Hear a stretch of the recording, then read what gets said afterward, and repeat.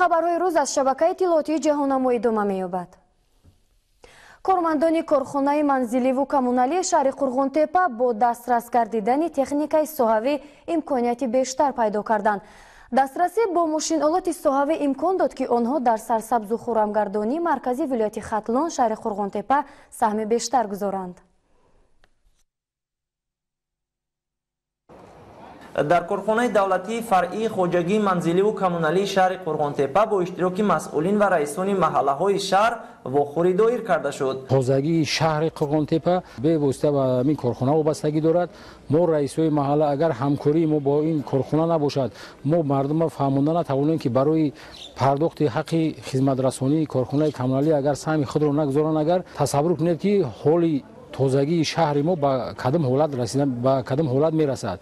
ما وظیفه‌دار هستیم که مردم رو بفهمونیم که حق پرداخت کمونالی رو در سر وقت پرداخت نمایند، چون که اینها توانند که سر وقت اون پرتاب‌هایی که در شهر میشود با تازگی شهر مساعدت کنند و پرتاب‌ها را از شهر برآورده توانند. واقعا هم در شهر قرغن‌تپه طی سالهای اخیر کارهای سازندگی و بنیادکاری زیاد به نظر رسیده، کوچه و راهروها، خیابان و میدانهای فراغتی تازه و دلکش گردیده است که این از فعالیت با ثمر کارمندان خوجگی منزلی و کمونالی شهر وابستگی دارد. مسئولین و کارمندان کارخانه دوره به دوره با دسترسی تکنیک‌های ساحوی و دیگر شرایط‌های مساعد کاری فعالیت بیشتر نشان داده، خدمت‌رسانی‌های کمونالی را به ساکنان مرکزی ولایت خوب به راه ماندند. در ساعت معین در یک روز تا 2 مرتبه هم تکنیک‌های خوجگی کمونالی آمده همه پرتوها را گرفته میبرند که در یگام جا نشود. این تازگی به واسطه با تازگی با اکولوژی شهر به نو بسه از این با سلامتی خود شهروندان وابستگی دارد که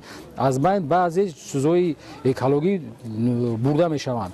به حد نقش شدگی در 3 سال اخیر که هست خدمت رسانی کمونالی با درجه خوب رسیده است. از این ما مینداریم. طور رئیسان محله‌های شهر ضمن برگزاری جمعیت ارزیابی کردند، کارمندان و تکنیک‌های کارخانه مذکور در همه وقت آماده است که به ساکنان خدمت نمایند. طور علی صاحب نظرف، شهر قرغن‌تپه، جهان‌نما. در توازن کارخانه دولتی استفاده برای راه‌های شهر خوجند زیاده از 160 کیلومتر راه‌های автомобилгард قرار دارد.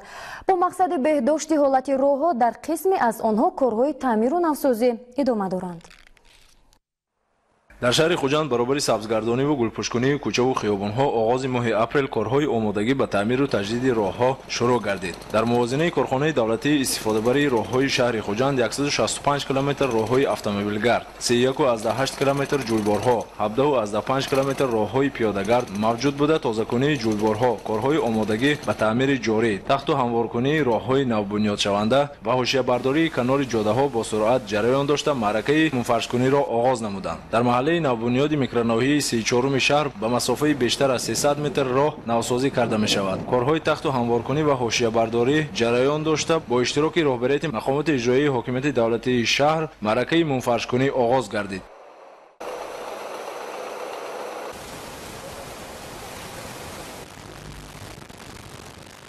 من این کوچه راه ابریشم از کنار کوچه نوبهار سر شده تا گردش کوچه 30 سالگی غلبه 375 متر برش 5 متر نزدیک 2000 متر کوادرات را تشکیل میکنه.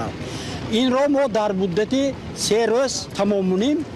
غیر از این با دیگر کوچه من کوچه میکروناحیه 34 کوچه 60 سالگی اکتبر می باشد که حاضر وی را هم بعد این از تعمیر جاری برآورده می شود. در شهر خوجند که 95% کوچه‌های مرکزی از تعمیر کلی برآورده شده است، در موسم تعمیر و تجدید و راهسازی جاده‌های داخل شهری و محله‌ها به نقشه گرفته شده است. در شهر خوجند 22 کمیته محله‌ها موجود می باشد. این سال در نقشه سال 2017 که از طرف مقامات اجرایی حاکمیت دولتی ولایت سوخت برای تعمیر منفرش‌کنی اساسی و جاری شهر خوجند تصدیق کرده شده است. 43 کیلومتر و 350 متر تصفیه کرده شده. طوری مسئولین کارخانه دولتی استفاده راههای شهر ذکر داشتند. کارخانه اسفالتبراری مؤسسه به موسم آماده بوده در سمت انجام پرثمر منفرش‌کنی جاده ها معمای جای ندارد. دستاندرکاران با توجه به طلبات صنعت بلند معماری و راهسازی نیت دارند با مساعدت و دستگیری کمیته های محله ها صاحبکاران و اهالی در حدود شهر بیشتر از 40 کیلومتر راه ها را از تعمیر کپیتالی برآورند. تشکیل گرمخانه‌ها در اقلیم ولایت بدخشان برای تامین کردن بازار استعمالی با محصولات تر و تازه کشاورزی زمینه مساعد فراهم می‌سازد. دولتشاه نصرت شویف یکی از آن نفران است. با تشکیل چنین گرمخانه‌ها تجربه زیاد دارد. давлатшоҳ насратшоев соҳиби ин гармхона изҳор медорад ки аслан фасли баҳор дар бозорҳои шаҳри хорӯғ маҳсулоти кишоварзӣ гаронарзиш мегардад. тоҷикистон давлати аграрӣ аст ва дар он набояд ба гаронарзишии сабзавоту меваҷот дар фасли баҳор роҳ дод. аз ин рӯ ташкили гармхонаҳо ба ҳадаф басоб мувофиқ мебошад, махсусан дар навоҳии вилояти мухтори кӯҳистони бадахшон.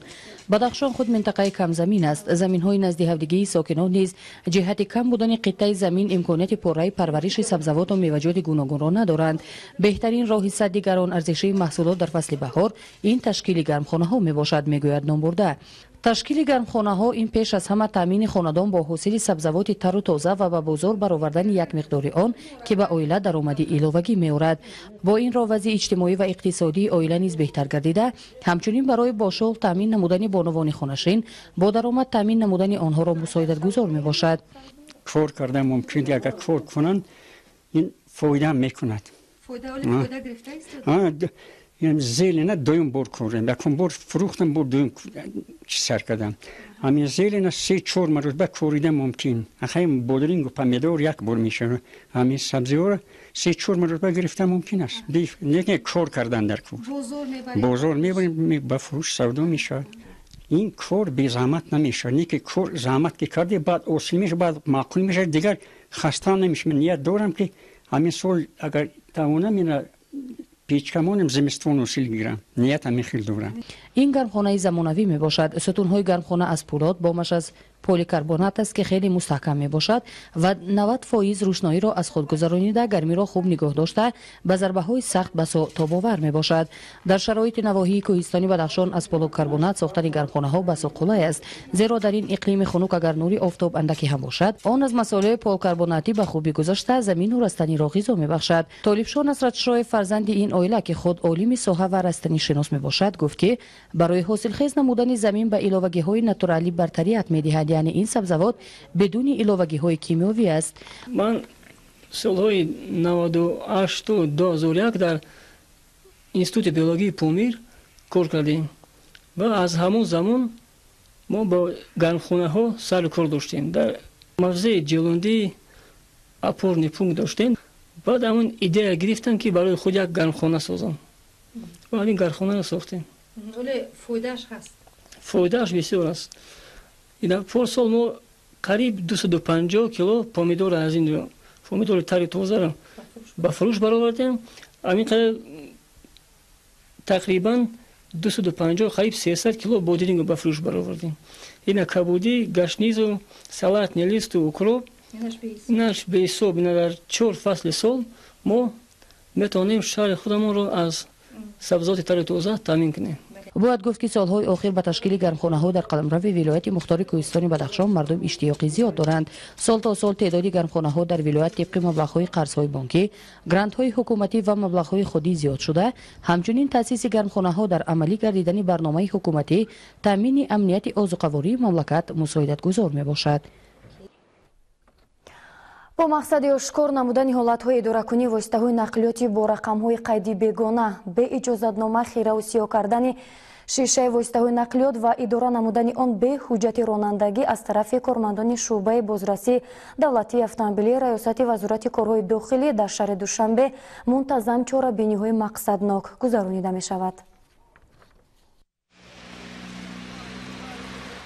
تا یک ماه می‌شود که کارمندان شعبه بازرسی دولتی اتومبیلی ریاست وزارت کارهای داخلی در شهر دوشنبه جهت اشکار نمودن قاعده ویرانکنی‌های دغلانه رانندگان نقلات گران ارزش چاره‌های تخمین‌پذیر می‌اندیشند. ضمن عملیات نوبتی که در خیابان و کوچه‌های پایتخت به طور شبانه‌روزی جریان دارد، مشاهده شد که اکثر صاحبان وسایل نقلات گران ارزش و کارمندان راهبانی اطاعت نکرده به حجت رانندگی حرکت می‌کنند. چنین رانندگان را نوزانی را بازداشت نموده نقلات آنها را تا برطرف نمودن کمبودی‌های جای داشته در میدانچه‌های جریمه‌ای نگاه می‌دارند.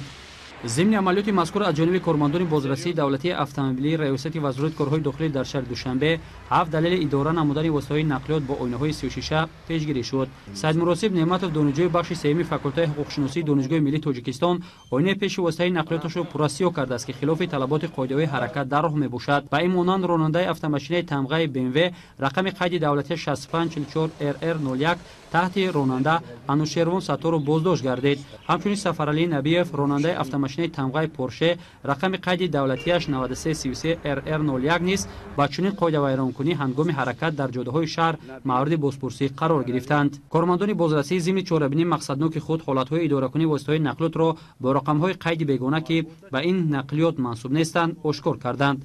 اتوماشین‌های مذکور به شعبه بازرسی انتقال داده شده راننده‌اش مورد بازپرسی ناظرین را قرار گرفت. در نتیجه دو راننده نقلیات تمغه‌های مرسدس امل رقم قید دولتی 4300 VV02 و BMW 520 رقم قید دولتیش 1028 AN01 که این رقم‌ها با آنها تعلق ندارند رانندگان آن را خودسرانه نصب کرده غیرقانونی در کوچه و خیابان‌های پایتخت سیر و گشت می‌کردند با جوابگری مأموری کشیده شدند. در نتیجه فعالیت شبانه‌روزی کارمندان راهبانی و ستاد شعبه بازرسی دولتی اتومبیلی ریاست وزارت کارهای داخلی 10 حالت به‌حجت رانندگی اداره نمودن نقلیات‌های شخصی به قید گرفته شد. راننده نقلیات تمغه جیپ پرادو 1227 ST01 نیز به حجت رانندگی بازداشت شده و شعبه مذکور دسترس گردیدند. باید گفت که اکثر چنین رانندگان را جوانان تشکیل می‌دهد که با چنین کردارهای دغلانه خود از چشم ناظران راه در کنار نماندند. آنها حتی در ماشین‌های خود صدا خاموشکنک‌های غیر استانداردی را وصل نصب کرده هنگام حرکت در کوچه‌های پایتخت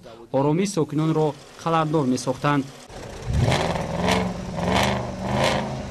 هنگام ترتیب دادن سندهای مأموری رانندگان با استفاده از تلفن‌های موبیلی از خویش و پیوندان برای کردارهای صادر کردهشان رها جستن را می‌خواستند. صاحبان وسایل نقلیات را ضرور است که پیش از نشستن در سر چنبرک نقلیات باید به طلبات قاعده‌های راه و نقلیات دقت اولین درجه داده سری وقت ماشین‌های خود را از معاینه تکنیکی و گرفتن دیگر حجت‌های لازمه تأمین سازند. مسئولین شعبه بازرسی دولتی اتومبیلی ریاست وزارت کارهای داخلی در شهر دوشنبه به دقت رانندگان وسایل نقلیات می‌رساند که هنگام اداره کردن وسایل نقلیات به طلبات قاعده‌های حرکت در راه رعایت کنند. چنین چاره‌بینی‌ها از جانب کارمندان بازرسی در راه‌های پایتخت من بعد نیز ادامه خواهد یافت. بانки миллии тоҷикистон ба маълумоти шаҳрвандон мерасонад ки пулҳои фарсудаи худро метавонанд дар бонки миллии тоҷикистон ташкилотҳои қарзӣ бонкҳо ва марказҳои хизматрасонии онҳо бо пулҳои коршоям бемамоният иваз намоянд. телефонҳо барои маълумот 44 632 48 44 632 77. бинандаҳои азиз, акнун шумо имкон доред ки барномаҳои шабакаи иттилоотии ҷаҳонаморо дар баробари дигар шабакаҳои телевизионӣ аз тариқи моҳвораи нав тамошо кунед. маълумоти муфассалро шумо метавонед аз сомонаи интернетии мо www.jahanamo.tg дастрас намоед.